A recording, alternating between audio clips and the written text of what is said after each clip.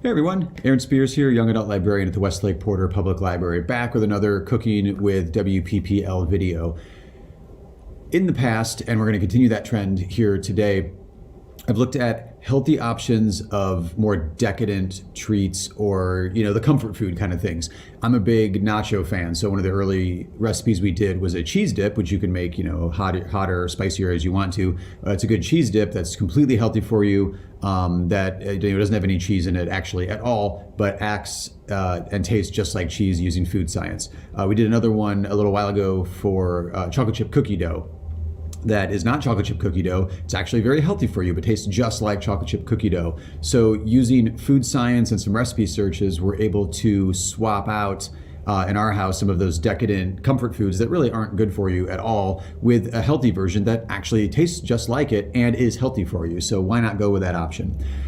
One of the other So what we're looking at today, recipe-wise, is another version of that. We're donuts. Like, who doesn't love a donut? Well, they're clearly not healthy for you. It's a little, cakey sugar bomb, just waiting for your teeth and your body to process in terrible ways. But there are healthy ways to do that. So today we're going to look at an actual healthy donut recipe that does have a little bit of sugar or sweetness to it because it's maple syrup. Maple syrup is a great swap out for sugar when you're baking, and doesn't hit the body the same way a bunch of refined sugar does. So it's healthier for you. So let's jump in and take a look at this. This is a recipe. It's kind of a combo from 2 or 3 different recipes I found online. It's the one that works best in our house. Again, having kids in our house with a sweet tooth, it's nice to have these types of recipes to go to rather than giving them the actual junk food that isn't bad for that is bad for them. We can make these, also get them involved in baking it now. This one does require a couple of specific baking things that people may not have just readily available at their house. We use a donut. We have like a silicone donut tray that is actually shaped like donuts, because I found long ago with kids that whatever you put it in donut form, whether it's pancake batter or whatever, you put in a donut form and they're much more apt to go for it and eat it. So we did buy the donut forms pans earlier, so we are using that in this recipe, but you can use a muffin tin or something else that you have on hand to bake it that way as well. It doesn't have to be the shape of a donut, but it helps, and if you're making donuts, it's nice to have that donut shape to it. So let's jump in with that recipe and see what it takes to make some healthy donuts. So this simple, healthy donut recipe uses mostly common items that are found around most kitchens.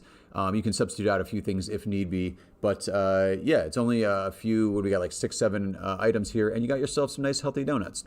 I like to go ahead and set the oven while I'm mixing all this up to 350 degrees, so by the time we're done mixing all of these ingredients together, the oven is ready to go. So let's jump in with the first ingredients. We're going to do the wet ingredients first. So we're going to use 1/4 cup milk of your choice. I'm using an almond milk because that's what we have in the house, but if you're a cow milk fan or a cashew milk fan or an oat milk fan, go ahead and use whichever milk of your choice there. Next up, we're going to need 1 teaspoon of cider vinegar. You can swap it out for white vinegar if you want. I found cider vinegar gives it, a little extra touch of sweetness, so that's the one we usually use on this recipe. 1 teaspoon of the vinegar, you can just dump that right in. Next up is the vanilla extract. You're going to want to use 1/2 teaspoon pure vanilla extract.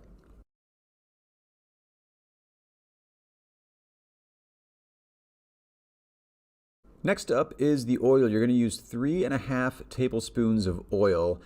You can substitute this out if you want to avoid the oils. You could use an applesauce. I've seen recipes that use a mashed banana if you want, a fat-free version of it. There's another one that uses nut butter. We always have oil around the house, so I use 3½ tablespoons of extra virgin olive oil. Going to whisk together all of these ingredients. Make sure everything kind of combines together nice and evenly. Oh, whoops, actually we need the maple syrup in there as well because that is one of the wet ingredients. So 1/3 cup pure maple syrup added into the wet ingredients. Now we've got all of our wet ingredients together and it is time to whisk them all.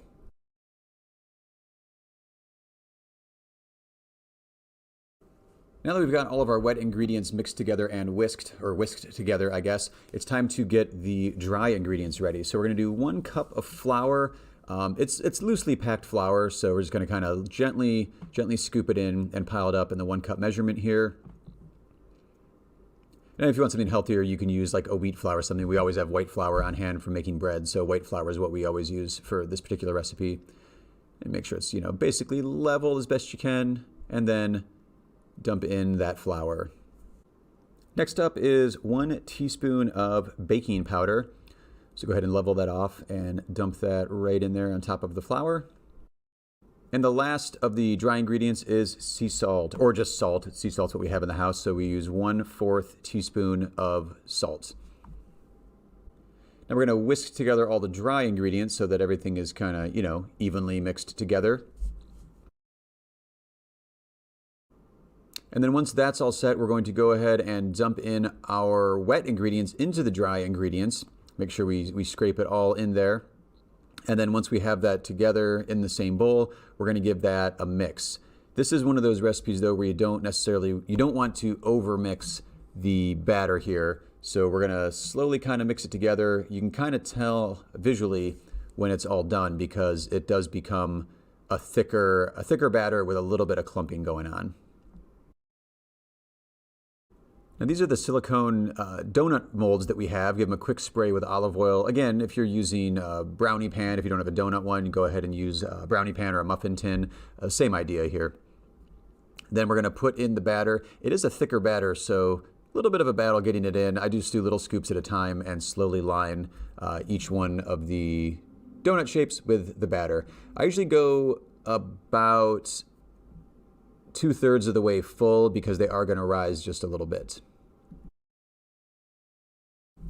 Now because this is silicone, I guess you can do it on a brownie tin as well, or a muffin tin if you're using that. Usually I tap it down a little bit just to get the dough to kind of settle down and then fully form those donut molds. I like to put this on top of a baking sheet because these molds are a pain to get out of the oven on their own. This keeps it nice and flat, ready to go. So we're going to pop it in the oven and we're going to bake it for about 8 minutes.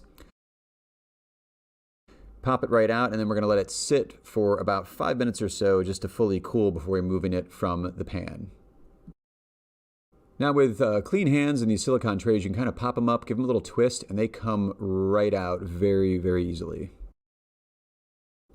Now while the donuts are cooling on the rack, it is time to get together our frosting. So we're going to do 1/2 cup powdered sugar. And we're going to add in 1/16 teaspoon salt. This is always an estimate to me because 1/8 teaspoon is the smallest one we have. So I just do about half of it, roughly. Add that in there. And then you're going to add in a tablespoon of your milk of choice. Again, we have almond milk in our house, so that's what we're using for this particular recipe. Feel free to use cow milk, cashew milk, oat milk, whatever your preference is. And then once that is all together, and I use kind of a wide bowl because we're going to be dipping the donuts into this, then it's time to mix up your frosting here. So now it is time to grab the donuts. We're going to dip it into the frosting. I kind of swirl it a little bit to make sure there's a good amount on there. Flip it over immediately and set it on the drying rack, potentially making quite a mess here. A delicious mess as it is, but I usually let it drip down over the sides of the donut. You get about a 2/3-ish coverage of the frosting. Yes, this is the least healthy part of it, so you're more than welcome to just, eat the donuts without the frosting on here. But again, with the kids in the house, they do want some sort of a sugar fix. So it's a far less sugar than you're going to get in an actual donut from the store. So it is less sugar, not 100% healthy, but it's one of those, it's healthier than the alternative is.